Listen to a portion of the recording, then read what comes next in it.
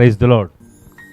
దేవుని మాట అనే ఆధ్యాత్మిక కార్యక్రమాన్ని మీ అందరికీ స్వాగతం తెలియపరుస్తూ నా శుభాలు. దేవుని బిడ్డలారా, మీ అందరూ ప్రభు కృపను బట్టి క్షేమంగా ఉన్నారని తలంచుచు నేను దేవుణ్ణి ఎంతగానో స్తుతిస్తున్నాను. రండి, నేటికాల వాక్యాన్ని ధ్యానం చేసుకుందాం. అపోస్తలుడైన యోహాను గారు రాసిన మొదటి పత్రిక 2వ అధ్యాయము 15వ వచనం 17వ వచనం.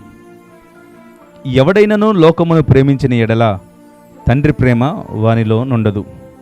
లోకంలో ఉన్నదంతయు అనగా శరీరాశియు, నేత్రాశియు, జీవపుడమ్మను తండ్రి వలన పుట్టినవి కావు, అవి లోక సంబంధమైనవే. లోకము దాని ఆశలు గతించిపోవునవి గాని దేవుని చిత్తమును జరిగించువాడు నిరంతరము నిలుచును. లోకములో ఉన్నదంతా శరీరాశ, నేత్రాశ, జీవపుడమ్మం. దేవుని బిడ్డలారా, నిరంతరము నిలిచి ఉండాలి అనంటే శరీరాశ, నేత్రాశ, జీవపుడంబాన్ని విడిచిపెట్టాలి. లోకము దాని ఆశలు ఓనాడు గతించిపోయేవి. ఇవి శాశ్వత కాలము ఉండేవి కావు. మనము కలిగి ఉన్నది ఏదైనా సరే మనము గతించిపోవలసినవే. అవి మానవులతో సహా గతించిపోవలసినవే. కానీ దేవుని చిత్తము జరిగించువాడు అనగా ఎవరైతే యేసే రక్షకుడని, క్రీస్తే ప్రభువని, ఆయన రక్తము ద్వారా మాత్రమే మనకు విమోచన కలుగును అని దేవుని చిత్తాన్ని జరిగించువాడు తన పాపములను ఒప్పుకొని విడిచిపెట్టి నూతనముగా జన్మిస్తాడో వాడు నిరంతరము నిలిచి ఉంటాడు. అతని మీద మరణం ఏలుబడి చేయటానికి, పాతాళము వశము అతను కావటానికి ఎంత మాత్రమును అధికారము లేదు. కారణం, క్రీస్తు రక్తము ద్వారా అతడు పరిశుద్ధపరచబడ్డాడు. కాబట్టి దేవుని బిడ్డలారా, లోకము దాని ఆశలు గతించిపోతాయి.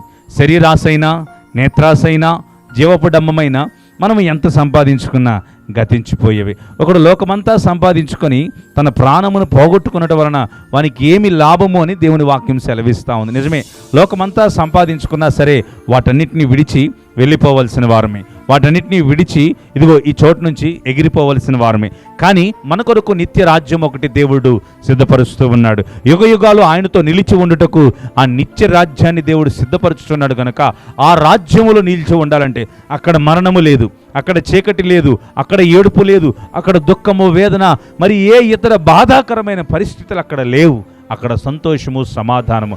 ఆ దేవుడి రాజ్యంలో నిలిచి ఉండాలి అంటే మనము నేత్రాశ, శరీరాశ, జీవపుడమ్మని నెరవేర్చుకున్న వారమైతే ఆ చోటికి చేర్చబడలేం. ఆ రీతిగా నడచబడిన వారమైతే ఆ చోటికి చేర్చబడలేం. మనం నరకానికి, అగ్నికి ఆహుతైపోయి అగ్నికి పాత్రులమైపోయే పరిస్థితిలోనికి మనము చేర్చబడతాం. కాబట్టి లోకము దాని ఆశలు గతించిపోతేనే జ్ఞాపకం చేసుకోండి. నీవు కలిగి ఉన్న వాటిని బట్టి అతిశయిస్తున్నావేమో, నీవు సంపాదించుకున్న వాడి ఇవే నాకు నిరంతరం నిలిచి ఉంటాయి అంటావేమో. అన్నీ ఓనాడు విడిచి వెళ్ళిపోయేవి.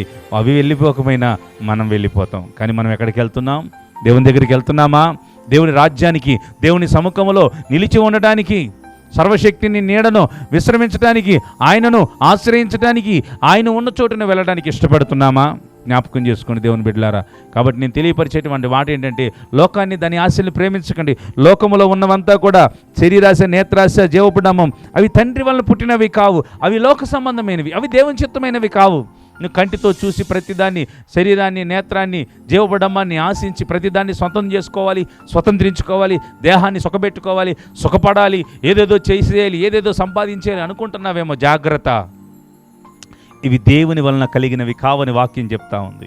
ఇవి దేవుని వలన కలిగినవి కావు, అవి అపవాది సంబంధమైనవి, అవి లోక సంబంధమైనవి, అవి లోకస్తులు యోచించేవి. నువ్వు దేవుని బిడ్డవు, నువ్వు దేవుని ఎదుట నిలిచి ఉండాలి అని ఆశపడినప్పుడు వీటన్నిటిని విడిచిపెట్టేయి. నీ మనోనేత్రాలు వెలిగించబడిన వారే క్రీస్తుని చూడండి, ఆయన రాజ్యాన్ని చూడగలగాలి, ఆయనలో విశ్వాసంతో కొనసాగగలగాలి, ప్రభువులో బలపరచబడాలి, ప్రభువులో ధైర్యపరచబడాలి. అప్పుడు దేవుని రాజ్యంలో నిరంతరము నిలిచి ఉంటావు. దేవుని రాజ్యంలో నిరంతరం నిలిచి ఉంటాం, దేవునితో ఉంటాం. దేవుని బిడ్డలారా, ఈ శరీరం, నేత్రాశ, జీవపుడమ్మం ఇవి నీ జీవితాన్ని, నీ కుటుంబాన్ని పాడు చేస్తాయి. కనుక అట్టి ఆశలను విడిచిపెట్టి క్రీస్తే ఆశగా బ్రతికినట్లయితే ఆయన యొద్ద మనం నిలబడగలుగుతాం. దేవుడి మాటలు మనం వినికిడిలో దీవించును గాక. కలిసి రండి, ప్రార్థన చేసుకుందాం. కృపగలిగిన మా తండ్రి, దయగల ప్రభు, నీ పరిశుద్ధమైన పాదాలకు వందనాలు. నిజమే, శరీరాశ, నేత్రాశ, జీవపుడమ్మము అవి తండ్రి చిత్తమును కలిగినవి కావు. అయ్యా నాయన, లోకము దాని ఆశలు గతించిపోతాయి.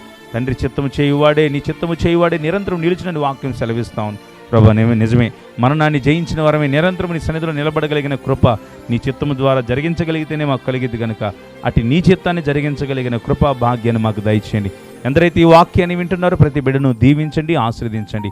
వారి అక్కరలు అవసరతలు తోడేయండి, బలపరిచి వారి దిల్ల చేయమని, ప్రతి కుటుంబాన్ని దీవించమని యేసుక్రీస్తు వారి పేరిట ప్రార్థిస్తున్నాం తండ్రి. ఆమెన్. Praise the lord.